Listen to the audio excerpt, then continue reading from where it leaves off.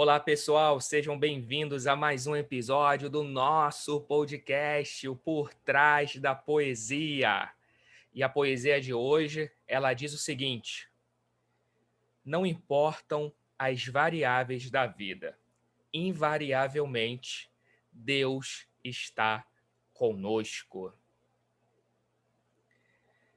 Ter a certeza da presença de Deus gera segurança em nosso coração.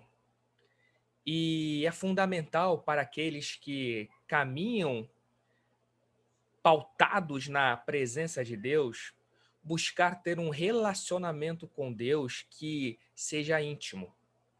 O salmista, no capítulo 27, verso 8, ele diz assim: a teu respeito diz o meu coração, busque a minha face.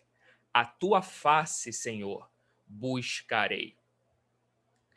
Buscar a face do Senhor é para um nível de intimidade mais profundo. E só tem acesso a ela quem de fato se relaciona com Deus. Pois na face de Deus, a gente tem acesso ao que Deus é. E também temos acesso ao que ele sente. E por que eu digo que buscar a face do Senhor é um relacionamento mais íntimo? Porque, veja, muitas pessoas querem ter acesso somente às mãos de Deus. E ter acesso às mãos de Deus apontam para receber algo. Então são pessoas que estão se relacionando ou buscando a Deus só para receber alguma coisa dele. E Deus, ele age por graça, ele nos dá tudo aquilo que precisamos. Porém, nossa relação deve ser muito mais do que isso. Não só desejar as mãos de Deus, aquilo que ele faz, mas buscar a face de Deus, aquilo que ele é e aquilo que ele sente. A face de Deus, ela acaba servindo de indicador para a gente, indicador para os nossos caminhos, pois é pela face dele que a gente tem acesso ao seu sorriso e ao seu olhar. E no olhar de Deus, a gente pode também ter acesso às suas lágrimas. O sorriso de Deus, ele acaba indicando para a gente quando Deus está alegre conosco. Porém, é no seu olhar que a gente tem acesso às suas lágrimas, e elas acabam indicando que ele está triste com a gente. É fundamental sabermos isso, saber se nossos caminhos têm gerado sorriso em Deus, alegria nele, ou têm arrancado lágrimas dele, tristeza nele. E tanto a tristeza de Deus quanto a sua alegria têm como um único objetivo: nos fazer caminhar em seus caminhos. Paulo vai dizer lá em 2 aos Coríntios, no capítulo 7, verso 9, o seguinte: que a tristeza segundo Deus produz um arrependimento e que leva à salvação e não ao remorso. Veja que Paulo aqui ele nos traz um conceito sobre a tristeza segundo Deus. Aqueles que são guiados pelo Espírito Santo de Deus passam a ter o mesmo sentimento que há em Deus, a ponto de aquilo que o entristece também gera tristeza na gente, e aquilo que o alegra também traz alegria para a gente. Até a tristeza de Deus, ela traz benefício para o homem. Paulo está dizendo que essa tristeza produz um arrependimento que leva à salvação e não ao remorso. Aqui ele deixa para a gente uma deixa muito importante, porque muita gente acha que arrependimento e remorso são sinônimos, quando na verdade não são. É importante a gente saber destrinchar a diferença entre remorso e arrependimento. E veja, o remorso ele tem a ver com aquilo que a gente sente por conta dos desdobramentos de nossos atos. O remorso ele é sempre reativo. Então, por exemplo, ele espera a bomba estourar para então aparecer. Ele é superficial, pois leva em conta só o que o ato trouxe de dano à nossa imagem. Então, por exemplo, uma pessoa comete um erro, mas se ninguém descobrir aquele erro daquela pessoa, ela está de boa. Mas quando aquele erro começa a feder, começa a vir à tona, quando a bomba estoura e traz dano para ela, para aquela pessoa, ela fala: ai, por que eu fiz isso? Por que eu fiz aquilo? Então há um remorso. Mas o remorso, ele não é o arrependimento, porque se ninguém tivesse descoberto aquilo, a pessoa continuaria de boa. Já o arrependimento, ele é muito mais profundo.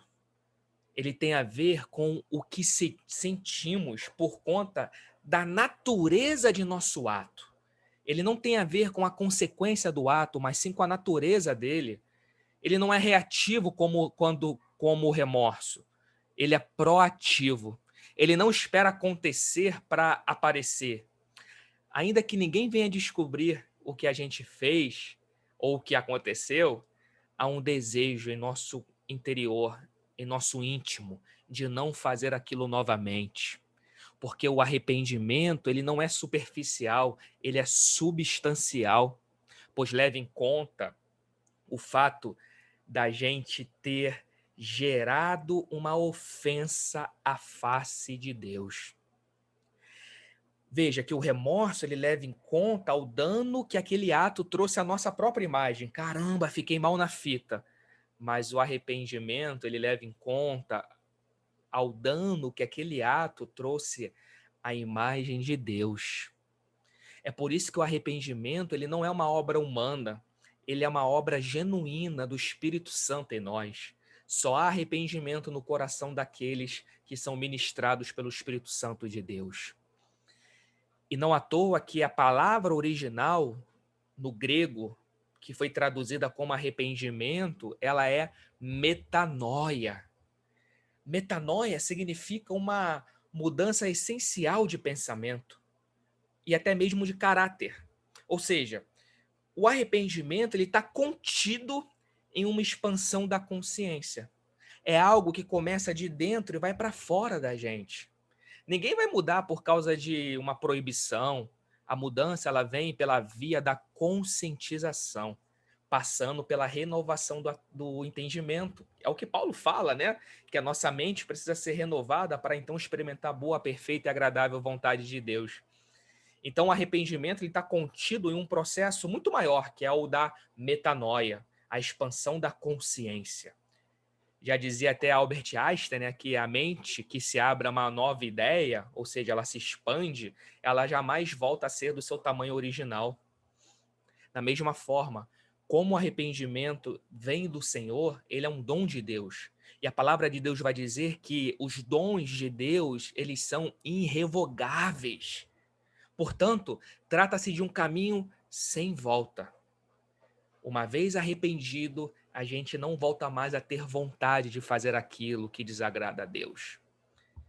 Então, tendo em vista que o arrependimento passa pela consciência de termos ofendido a face de Deus, é essencial buscar a face de Deus para se afastar dos maus caminhos. Olhar a face de Deus é ter esta vida de intimidade com Ele, é ter acesso tanto ao sorriso quanto às lágrimas de Deus. É aí que acontece uma relação tão íntima a ponto de a face de Deus nos constranger em amor e a sua graça nos mostrar aquilo que de fato agrada a Deus. Se pelo seu sorriso eu encontro alegria que serve de força para a gente caminhar, em suas lágrimas eu encontro a tristeza que produz arrependimento para trazer a gente de volta ao caminho do Senhor. E o constrangimento que a graça de Deus traz em nós gera em cada um de nós a seguinte consequência: o seu amor nos deixa tão sem graça a ponto de não mais ser possível pecar em paz. Exatamente isso. Aqueles que têm o Espírito Santo do Senhor e vivem uma vida de relacionamento com a face de Deus não conseguem mais pecar em paz. Não dá, porque agora a gente tem um dever, um anseio de viver uma vida que gere prazer em Deus. Jesus, ele quando foi batizado, ele ouviu do Pai: "Este é meu filho amado, em quem me comprazo". Então Deus tinha prazer no seu filho, tem prazer em Jesus, e gerar prazer em Deus faz ele sorrir. E o seu sorriso é um indicador que ele está alegre. E a sua alegria, por sua vez, é a nossa força. Então veja, quando eu busco a face de Deus, eu tenho acesso à sua tristeza, que me leva ao arrependimento para que então eu volte para o caminho do Senhor. Quando eu busco a face de Deus, eu também tenho acesso ao seu sorriso, que revela para mim a sua alegria, que é a nossa força. E essa força faz a gente continuar nos caminhos do Senhor. E nada alegra mais a Deus do que sermos autênticos. Um coração sincero que se apresenta diante de Deus, tal qual ele é, sem máscaras, sem nenhum tipo de camada. Esse coração torna-se então alvo do processo de aperfeiçoamento de Deus. Mas veja, infelizmente, muitos fazem da alegria do Senhor, que é a nossa força, uma espécie de positividade tóxica. Isso é muito sério, porque as pessoas acham que viver a alegria do Senhor é negar um sofrimento que porventura a pessoa esteja passando. E se esquecem que negar o sofrimento é também uma forma de sofrer. A alegria do Senhor nos leva a viver em sobriedade de vida. Assim como Paulo pediu lá para Timóteo, em 2 Timóteo, no capítulo 4, verso 5, lembram? Timóteo era um garoto, um pupilo de Paulo, então Paulo dá para ele uma orientação para a vida, que era: Timóteo, sede sóbrio em tudo, sofre as aflições. O apóstolo Paulo, ele orienta Timóteo para ser sóbrio, pois a sobriedade gera equilíbrio. O equilíbrio faz a gente não se embriagar com o vinho da alegria e nem a gente se deprimir com a angústia da tristeza. A sobriedade faz a gente entender que, invariavelmente, Deus nos sustenta durante as nossas variações. Então, a alegria do Senhor presente na gente ajuda a gente lidar com essas variações da vida. Não negue que algo ruim esteja acontecendo na sua vida, mas também não fique preso a essa emoção negativa. Entenda que sejam nas alturas ou nas profundidades, não importa. Seja nas alturas dos céus ou nas profundezas do abismo, é a mão de Deus que sustenta a gente e ajuda a gente a assumir a responsabilidade de encarar a realidade e os desafios da vida. Ter a alegria do Senhor, que é a nossa força, faz a gente ser feliz. E feliz não é quem ri sempre, mas sim quem tem a liberdade para demonstrar o que sente. Então, quando você vive uma vida de intimidade com Deus, você pode se apresentar a Deus tal qual você é. Você pode dizer para Deus aquilo que você está sentindo, não precisa se esconder. E é por isso, quando a gente revela essa autenticidade, que a gente tem acesso à alegria do Senhor, que é a nossa força. Porque ser quem a gente é deixa Deus alegre. Quando a gente resgata aquilo que nós somos nele, é isso que vai conferir para cada um de nós uma vida equilibrada. Muitos acabam confundindo também o estar alegre com o ser alegre. A alegria do Senhor, ela é transcircunstancial, ela é atemporal. Quando Neemias falou isso, né, ele disse, e está lá em Neemias capítulo 8, verso 10, a alegria do Senhor é a nossa força. É preciso entender que Neemias era um homem como a gente, sujeito aos mesmos erros e passava também pelas mesmas circunstâncias que a gente passa. E ele, na ocasião, estava passando por uma que acabara de receber a notícia de que o povo ele estava mal. Jerusalém estava em ruínas. O povo de Jerusalém estava sendo assolado por salteadores e várias outras coisas ruins que estavam acontecendo. Então Neemias, ele obteve por Deus, pela graça de Deus, a missão de ir até Jerusalém, né, para ajudar na reconstrução dos muros da cidade. E chegando lá, a primeira coisa que ele fez foi trazer ânimo, ânimo para o povo trabalhar, dizendo: a alegria do Senhor é a nossa força. Então, mesmo que as circunstâncias trouxessem um cenário de não alegria, ele entendeu que a alegria, mais do que estar alegre, é ser alegre, tem a ver com o que a gente é em Deus. Por isso que eu volto a lhe dizer, buscar a face de Deus faz a gente se relacionar com aquilo que Deus é e não com aquilo que Deus faz. Quem vive uma vida de relacionamento com Deus baseado naquilo que acontece, está sempre sujeito a variações. Mas aquele que está atrelado no que Deus é, e veja, Deus, nele não há sombra de variação. Invariavelmente Deus é. E o fato dele ser invariável ajuda a gente a lidar com as variáveis, inclusive com os dias maus, porque ser alegre é muito melhor do que estar alegre. E a alegria que vem do Senhor mantém a gente no foco. Não importam quais sejam as circunstâncias, a gente mantém o olhar fixo, firmemente em Jesus, que é o autor e o consumador da nossa fé. A alegria do Senhor nos mantém em movimento no caminho da vida. Portanto, pessoal, o resumo da ópera: a tristeza de Deus leva a gente ao arrependimento, que por sua vez coloca o homem de volta no caminho.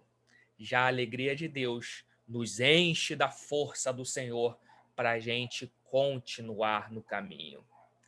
Portanto, é essencial um relacionamento que busque a face de Deus para termos acesso ao que Ele é e ao que Ele sente, e assim possamos seguir no caminho que o agrade.